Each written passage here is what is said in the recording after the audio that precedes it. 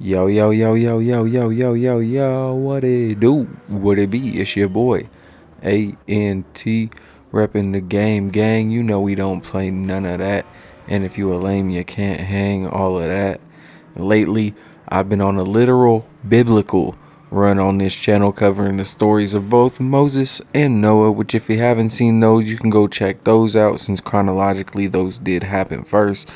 Just like those videos, I'm going to look at the biblical story and then look at the historical evidence outside of the Bible for comparison to see how they match up and give y'all some of my own opinions sprinkled in. So let's begin on the saga of King David of Israel. Now, before Goliath, the saga of David starts when King Saul disobeys God by not committing genocide against the Amalekites.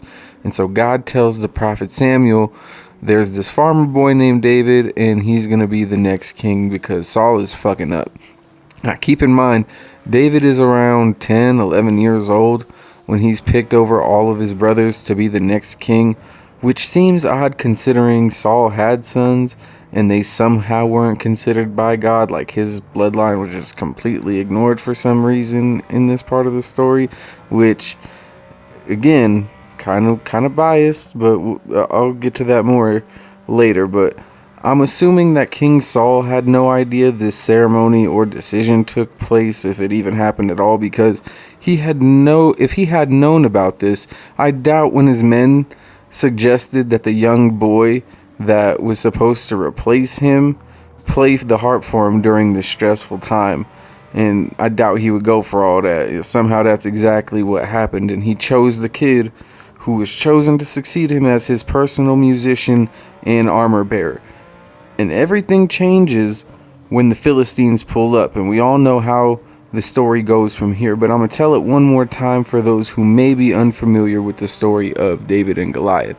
So the Philistines pull up to invade Israel, and this time they bring their literal big homie Goliath with them. Now, supposedly the Philistines and Goliath taunt and call out Israel for 40 days for someone to come out and 1v1 Goliath. Not even the great King Saul wanted smoke with Goliath. So David one day was bringing his brothers some wartime snacks on the front lines because I guess both of the armies of Israel and Philistia were lined up to basically watch Goliath tell the whole nation of Israel that they were all some bitches. And David heard this, and he went to go grab his sling, aka the ancient strap, and 5 smooth stones, because David don't play that. He put a smooth stone in the sling. He let that motherfucker sing, hit this Philistine Goliath between the eyes, and the Israelites saw him die, and that was that. And then the God created Fronto and Za so they could roll up a giant pack. No, I'm just playing on that last part, for real, but after David smoked Goliath, though, his name was ringing bells in Israel. King Saul promised whoever killed Goliath wouldn't have to pay taxes and could have his daughter's hand in marriage. But David wasn't trying to marry that daughter. He was trying to marry his daughter Michelle. So Saul made him a deal like, hey, if you bring me 100 Philistine foreskins, then you could marry Michelle. Now, some biblical historians like Josephus say that David was supposed to collect scalps instead. But either way, he had to collect op tops in battle one way or the other. So it's really, it doesn't matter at that point. So he says, challenge accepted. I got you, fam. And goes on and he brings back 200 foreskins, which is crazy work in my opinion. Some people say he had it wrapped on a necklace or something like that. Crazy. But instead of being impressed with David's work, he was actually pissed because it was supposed to be a crash out mission. A suicide mission. David was not supposed to come back from that. But the Israelites were in the studio singing praises about Saul killing thousands for the nation, but David had killed tens of thousands.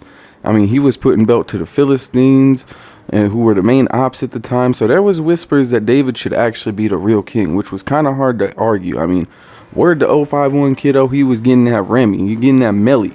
After catching 200 tops, he was really in his glory. So Saul was probably thinking, like, this motherfucker in here really soothing my soul, killing me softly, with this lyre, the ancient harp, and he fucking my daughter and plotting on my kingdom? Nah, fam, I think the fuck not. So while David was playing music for him, Saul tries 3 different times to kill David while David plays music for him, which I don't know if I really believe that, because after the first attempt on your life, how does the attempted murderer explain that and be like, nah, like, come back and play some music for me? Like, how does he convince you to do that after the first time? But after the third time Saul tried to kill David, David told his wife, like, hey, yo, I got a jet because your pops is low-key tripping. So this leads to a cat and mouse game between Saul and David. And during Saul's pursuit of David, there's two occasions where David has the opportunity to kill Saul and he doesn't. Now, the second time, he cuts off a piece of his robe while Saul sleeps, and he took his water jug. And then he uses these later to show Saul, like, look, I really could have put you in the dirt, but I spared you because you anointed and God is watching type shit. You feel me? You got lucky. And after David spares Saul the second time, then apparently Saul isn't tripping on David anymore. He recognizes David as his successor. And he's like, yeah, come on back to Israel. But David don't trust Saul. He thinks Saul is going to still try and backdoor him or kill him himself. So instead of going back to Israel, David goes to Gath, which was apparently between Philistia and Israel. But Gath and Philistia were low-key clicked up. So David and his band of soldiers raided some of Israel's ops and then told the king of Gath they raided the Israelites and some other goofies, including the Amalekites, to try and make it seem like he was switching sides. But King Achish wasn't really convinced, so he tells David, you know, hang back. The Philistines are about to pull up for that get back on Israel for what they did to Goliath. You know, they think they're going to beat up their big brother and get away with it. And this time David can't save the day because the Amalekites pull up in Gath and, for their get back on David for raiding them earlier. And they took his wives. Yes, wives, plural. They took them captive, so David had to save them and save some Ziklag citizens that were also captured. So while this is happening, the prophet Samuel had passed away. This was around 1012 BC, and this leads King Saul to contact this witch, aka the Witch of Endor, which really sounds like some Star Wars or some Lord of the Rings shit. Like, what is she doing on Endor with all them Ewoks, fam, for real? But King Saul and the Witch of Endor contact the spirit of the prophet Samuel, and they ask him, how can King Saul gain God's favor back?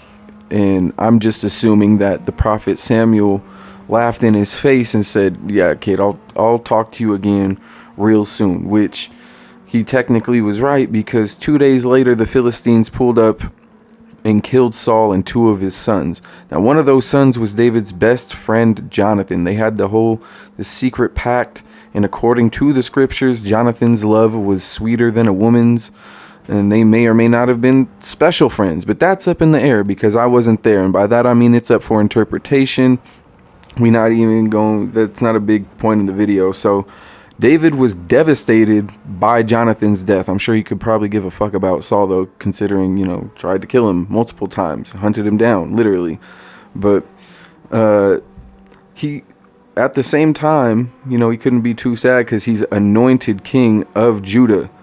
And Saul's son Ishbosheth was the king of Israel. But his reign only lasted like 2 months because two of Saul's former guard captains kills Ishbosheth in his sleep, and David finally becomes king over all 12 tribes of Israel at the age of 30 years old, and that's around 993 BC. So then he leads a series of military campaigns that are relatively successful, and he plans on building a temple for God.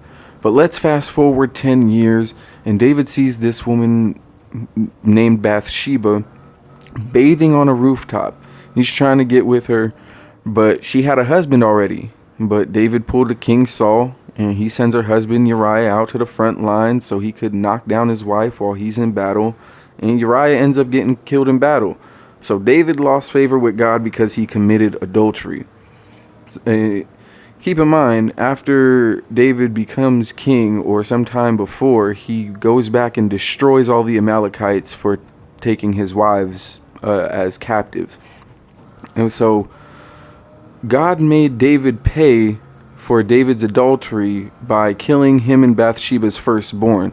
She later gives birth to Solomon, which I'll talk more about in a minute. And not only that, his son Absalom tried to overthrow him and stage a coup, And despite specifically asking for his son to be spared, his son gets killed by Joab after his goof ass gets stuck in a tree. And David was devastated. And after mourning, the Philistines thought shit was sweet. So they pull up on Jerusalem with 4 of Goliath's brothers, and David is almost killed. But my theory is that he had the legendary sling with him at all times, and he still had those 4 smooth stones tucked, and he turned into Dave Wick on the 4 giants, and just headshotted them all, and that was the end of that. But I digress. That's just my theory.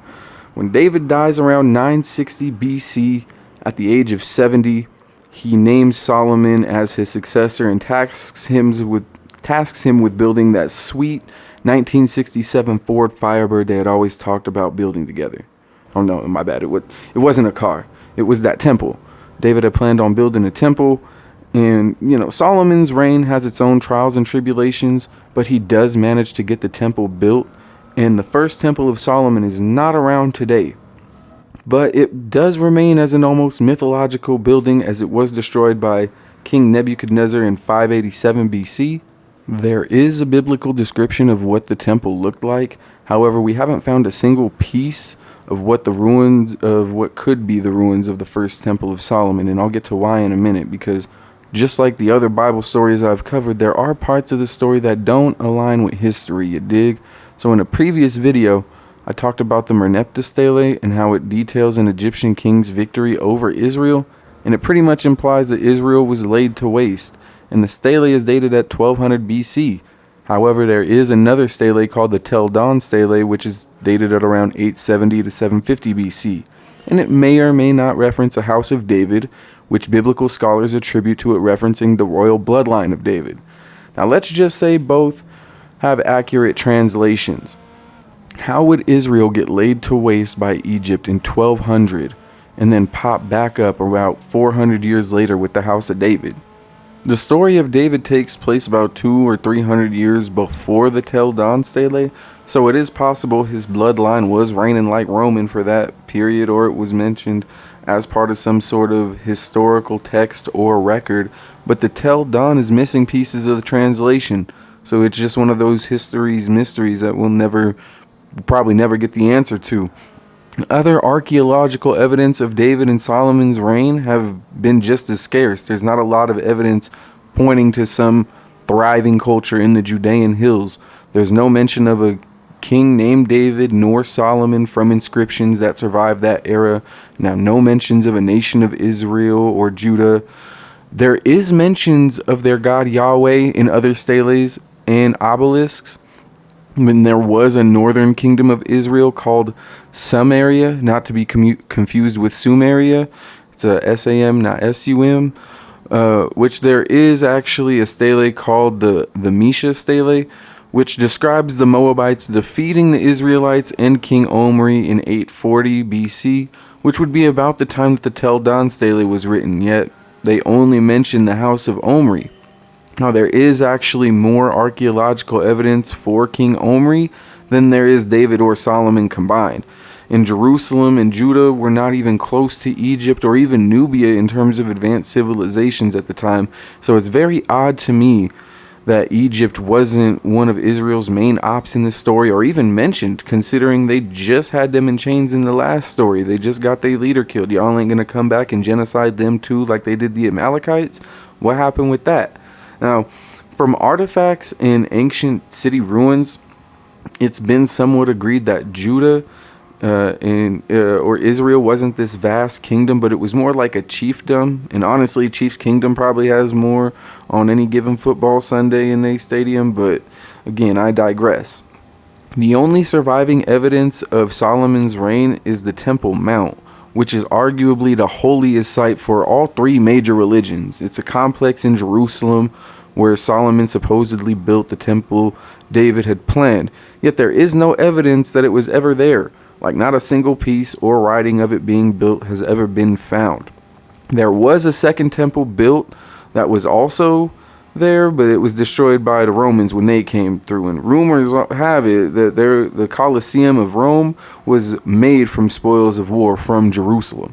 And according to Jewish legend, when a third temple is built on Temple Mount, the Messiah will come, like for real this time. Except if you step foot on the site and try and do a dig or even try and build anything, you'll probably get shot on sight, because the Temple Mount is one of the heaviest guarded places on earth. I mean, not only is it the site of 2 destroyed temples, it is also the site of the Al-Aqsa Mosque, which it was built in 637 AD and still stands today. Israeli forces also ensure that nobody besides Muslim pray at the mosque. And so Temple Mount is a big deal for Jews, Christians, and Muslims. And aside from the people going there and trying to have a legitimate, good religious experience, essentially Temple Mount is like Comic-Con for religious fanatics, and it probably smells just as crazy. But if you ask me, if David was a real person, I mean, there is literally a single piece of evidence that may or may not insinuates he was from a rough translation. At least his bloodline existed, maybe. I mean, do I think everything in the Bible that is said is true? No. I think the story of David is heavily sanitized and has either been changed or erased to fit or paint or even sculpt sometimes a certain narrative, just similar to the story of Jesus. Now, the story of David is clearly biased, and it's crazy how Saul's bloodline is wiped out while David is off saving his harem. That just seems very perfect timing. And then after David becomes king, God is like, yeah, hey man, thanks for destroying and committing genocide to the Amalekites. Like, those guys were some real D-bags. But you shouldn't be having sex with married women, bro. Like, that's not cool, man. Like, I'm gonna have to kill some of your kids for that. It's just like, the judgment scale is, it just don't make sense. That's absolutely insane to me, but that's just my opinion. I hope y'all enjoyed this video. It probably won't be my last religious video. I would like to talk about the story of Jesus, maybe in the future, and why, maybe talk about modern Israel and why Zionism is essentially modern manifest destiny. But I want to get all my facts and history straight before I get into those very sensitive topics. So in the meantime, I'm going to work on some non-Bible related topics and still do my little random rants stream. So if you liked this video, leave a like, comment on, maybe some facts I left out or something like that. Maybe I'm missing something, or even, constructive criticism, or even just something you enjoy. I'm always down. I'm all for all the interactions, you feel me? But subscribe, ring the damn bell so you don't miss none of this hot content I got dropping soon. You could stay tuned for all that. And it's been your boy ANT, playing a little bit of Gran Turismo 7. I've been on some racing. Like I said, I've been on different games lately, so just been trying out. I seen a tweet that said motherfuckers don't play nothing if it don't got a ball or a gun. So here it is, playing some different shit, expanding my horizons a little bit. But again, y'all be safe, don't get smoked, and I'm about to win this race by a landslide. I'm out. Peace.